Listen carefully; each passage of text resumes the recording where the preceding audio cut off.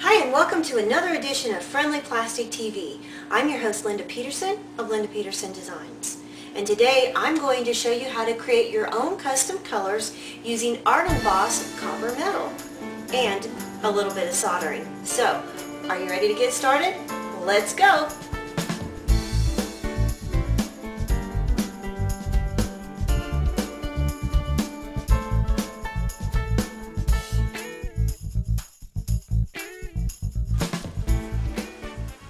Before you create your cutter, you'll need to create a template.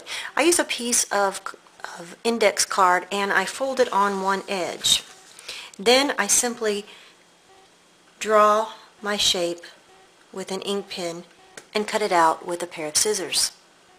Using a ruler and a wooden stylus, you'll run the stylus along the edge of the ruler to score your metal.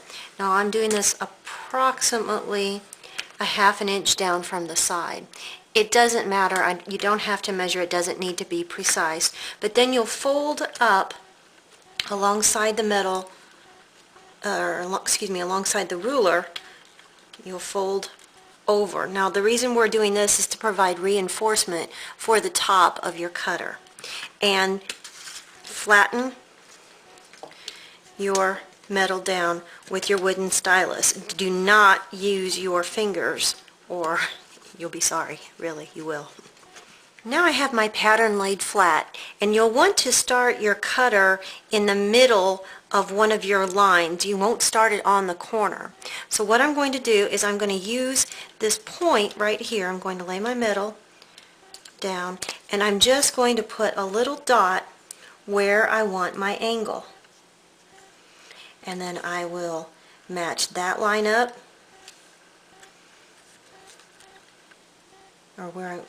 and I'll put a little dot down here where I want to bend, and I'll go around and I'll just add little marks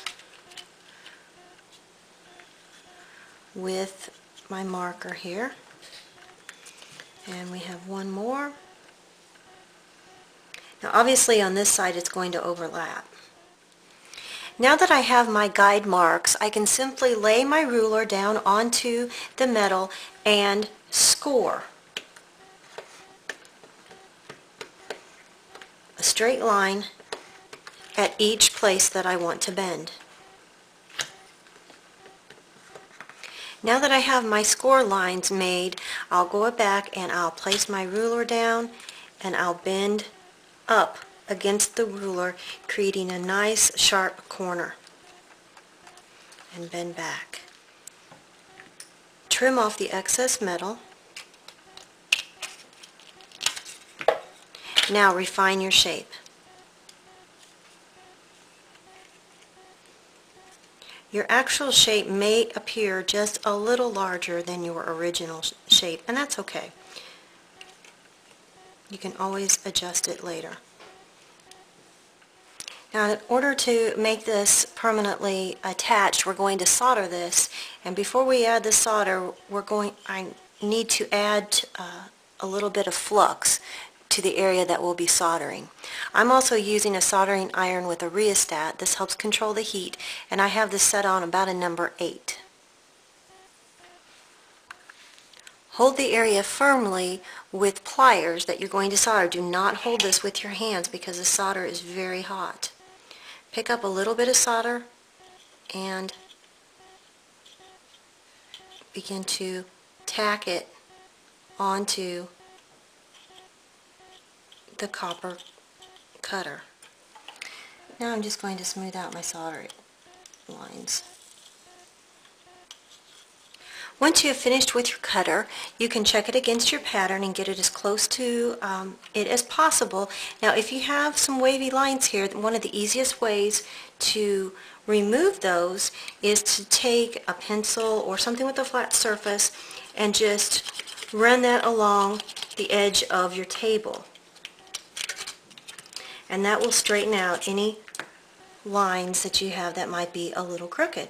You can also straighten out some of your lines when you're working with the friendly plastic as well. To make shapes that look more random, such as those you might use in animal prints, what I do is I take the leftover pieces and I wrap them around anything round. This could be an ink pen, this is my needle tool, and I will apply the solder along this edge right here. Now to simply make a random pattern, I'll use my pliers and I'll shape the end of this into a random design to use for animal print. Well, creating your own custom cutters is not only fun, but it's an economical way for you to create your unique, one-of-a-kind designs in your jewelry. Well, that's all we have for Friendly Plastic TV today. If you like this project, you can get a lot more ideas on our website at www.amaco.com. And we want to hear from you. We want to hear your suggestions, your comments, even share your artwork with us on our blog at friendlyplastic.blogspot.com. I'm your host, Linda Peterson, and I hope to see you again on another episode of Friendly Plastic TV.